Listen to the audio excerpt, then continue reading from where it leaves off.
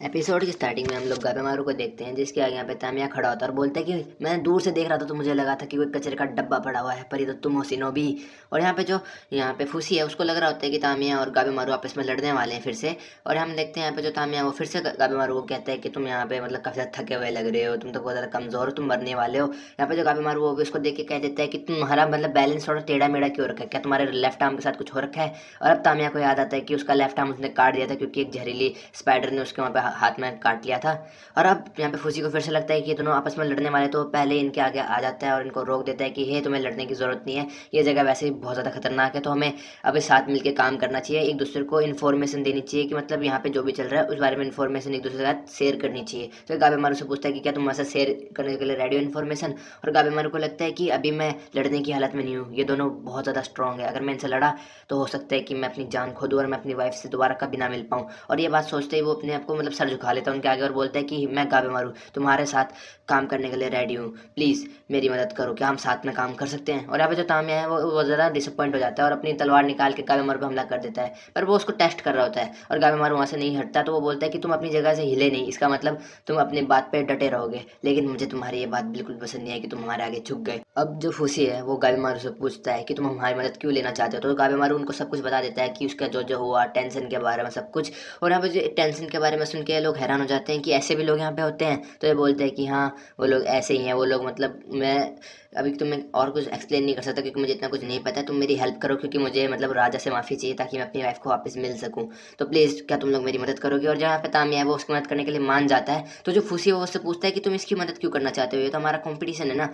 तो जो तामिया वो कहता है कि मैं इमोर्टल बनना चाहता हूँ इसलिए मैं इसकी मदद करूंगा।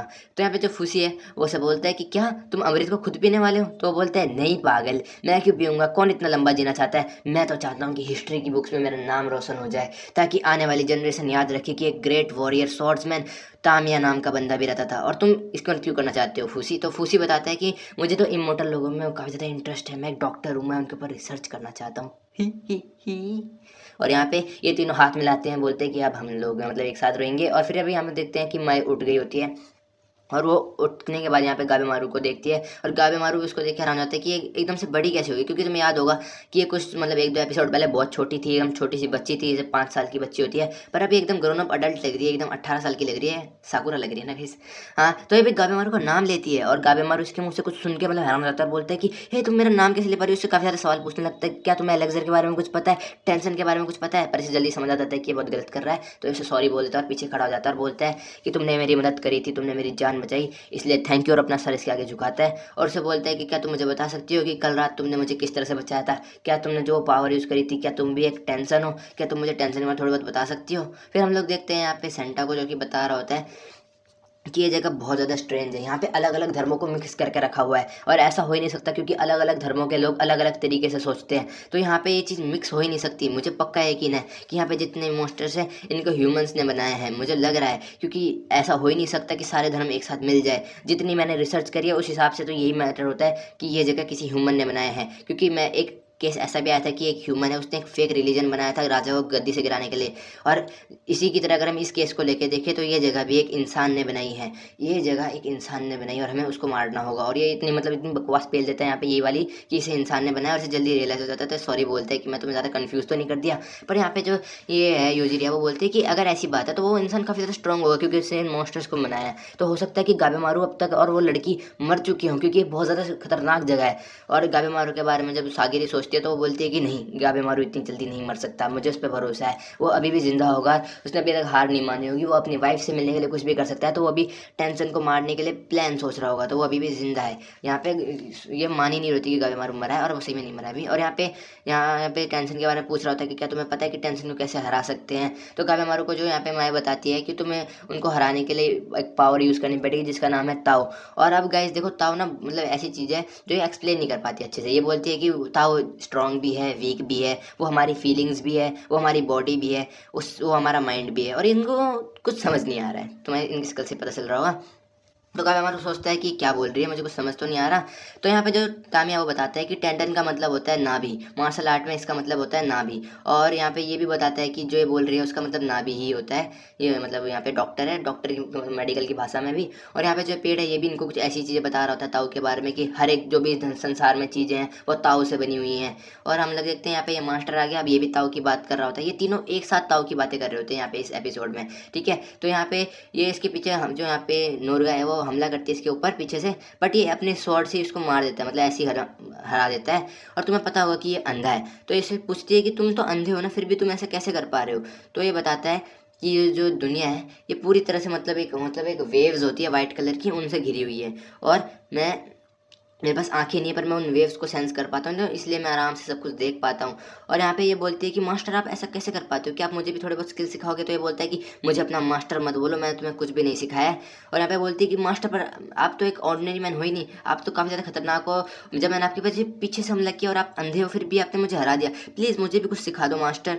और यहाँ पे ऐसे बोल रही होती है कि मैं अपने और लोगों को खोते हुए नहीं देखना चाहती, मेरी वजह से वो लोग मारे गए, मैं उनको बचा भी नहीं पाई, प्लीज़ मास्टर प्लीज़ मुझे कुछ सिखा दो। और अब यहाँ पे ये भी इमोशनल हो जाता है और बोलता है कि मैं तुम्हें एक रात में सब कुछ नहीं सिखा सकता हूँ, ये बहुत ज़्यादा मतलब एक्सपीरियंस चाहिए होता है इसके लिए, तुम्हें मैं उसमें तलवार पकड़ना सिखा सकता हूँ। और ये वर्ल्ड बहुत ज़्यादा खतरनाक है। और उसे ताऊ के बारे में बताता है अपने वे में कि कुछ वेव्स होती हैं वाइट कलर की और मैं इनको सेंस कर पाता हूँ, और इन्हीं को सेंस करके मैं बता सकता हूँ कि तुमने अपने बाल अभी बांध रखे हैं ऊपर की तरफ, और ये वेव्स सिर्फ मैं ही देख सकता हूँ क्योंकि मेरे पास इसकी स्पेशल पावर है, पता नहीं कैसे। और अभी मैं इस ताऊ की मदद से ये भी बता सकता हूँ कि सामने वाले की कैपेबिलिटीज़ क्या है, उसकी पावर क्या है, उसकी फिजिकल अपीयरेंस क्या है। और यहाँ पे ये पेड़ भी ये सब बात कर रहा होता है कि जो ताऊ है और जिसके पास जितना ज़्यादा होगा उसकी स्ट्रेंथ उतनी गोल्ड लाइक होगी। और यहाँ पे ये भी ऐसे कह रही होती है माइंड स्ट्रॉन्ग वो मतलब वीक वाला। और यहाँ पे तुम लोग ताऊ पे फोकस मत करो, ओ ताऊ पे फोकस करो।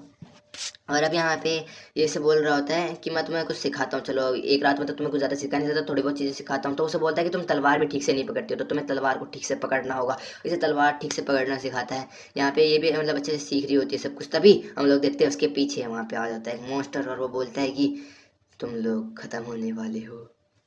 पर असल में यहाँ पे यही ख़त्म हो जाता है, क्योंकि बेशक से ये बंदा अंधा हो बूढ़ा हो पर इसके अंदर स्किल्स इतनी ज़्यादा मतलब खतरनाक है ना। तुम लोग देख सकते हो कि इसी तरह ये ताऊ को महसूस करता है, वाइट लाइन्स को ये हर किसी को महसूस कर पा रहा होता है। और अब ये यहाँ पे सबको मार रहा होता है। नोरगाय को बोलता है कि तुम मेरे ऊपर डिपेंड मत रहो, अपनी तलवार निकालो और इनको मारो। और नोरगाय भी अपनी तलवार निकालती है और यहाँ पे लड़ने लग जाती है। और अब यहाँ पे ये दोनों मिलकर इन सारे मॉन्स्टर्स को मार रहे होते हैं। और यहाँ पे जो कुछ मॉन्स्टर है वो यहाँ पे गाबेमारू की तरफ भी आ गए होते हैं। और यहाँ पे जो गाबेमारू वो सोचता है कि ओह अभी तो मैं बहुत ज़्यादा थका हुआ हूँ और यहाँ पे इतने सारे मॉन्स्टर आ गए, पर तामिया इसकी मदद कर देता है और एक ही बार में इतने सारे मॉन्स्टर्स को मार देता है और बहुत ज़्यादा एक्साइटेड होता है। और अब वो यहाँ पे जो माया है उसको अपने कंधे पे बिठाता है और बोलता है कि तुम मुझे बताओ ताऊ का यूज़ कैसे करते हैं, मैं इन सब मॉन्स्टर को ख़त्म करूंगा। और गाबेमारू तो भी वहाँ पे नोटिस करता है कि उन मॉन्स्टर्स के पीछे कोई तो है जो उन पे नज़र रख रहा है। और अब यहाँ पे हम देखते हैं उसी खाई को जहाँ पे ताऊ बनता है। अगर तुमने पहले एपिसोड देखा तो तुम्हें पता होगा यहाँ पे ह्यूमंस कैसे है। फिर हम वापस से कुछ टेंशन को देखते हैं जो कि आपस में गंदी गंदी हरकतें कर रहे होते हैं। और यहाँ पे ये दोनों बात कर रहे होते हैं कि कैसे वो खाई बहुत ज़्यादा खतरनाक है, क्योंकि वहाँ से कोई भी बाहर नहीं आ सकता, और अगर वो ट्राई भी करे तो वहाँ पे जितने भी मरे हुए लोग हैं वो उसको पकड़ के नीचे ही खींच लेंगे, तो वहाँ से कोई भी बाहर नहीं आ सकता। पर हम लोग देखते हैं यहाँ पे तोमा का भाई अपने भाई को लेके ऊपर आ रहा होता है, मतलब उसको ये सब रोक भी रहे होते हैं पर ये फिर भी एंड में बाहर निकल ही जाता है। और ये कितना खतरनाक है तुम समझ सकते हो।